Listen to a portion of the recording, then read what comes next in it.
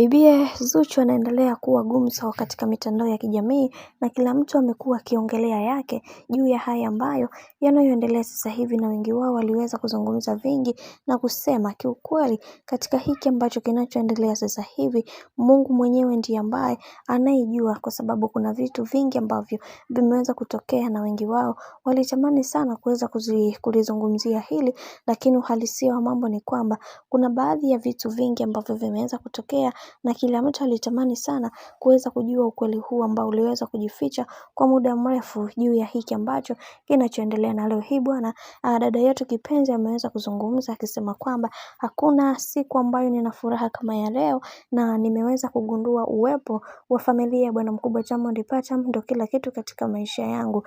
Imagine, kuna vitu vingi ambavyo vilikuwa haviwezekani katika maisha yangu, ila baada ya kila kitu kuweza kuwa sawa, kila kitu kimekwenda kuwa sawa. Hivyo naishukuru familia ya mume wangu, na mimi pia nawapenda na nawaendelea kuombea kwenye maisha yao, kwa sababu wao ndio kila kitu katika maisha yangu, na ninaamini katika hiki ambacho kinachoendelea Mungu ndiye atakayeweza kupanga vitu vikubwa zaidi katika maisha yangu. Najua kuna wengi watajiuliza maswali mengi juu ya haya ambayo yanayoendelea sasa hivi, ila ukweli ni kwamba mimi ni moja kati ya mtu ambaye mara zote napendaga amani katika familia, na napenda tuishi kwa ushikamano mkubwa ili tuweze kufikia malengo ambayo tuliyoweza kujiwekea katika maisha. Najua kuna wengi watajiuliza maswali mengi juu ya haya ambayo yanayoendelea. Ni kwamba mimi nimeshasamehe kila kitu na kila kitu kimekwenda kuwa sawa kama vile ambavyo ilivyokuwa awali. Bwana, mambo ni mengi sana juu ya haya ambayo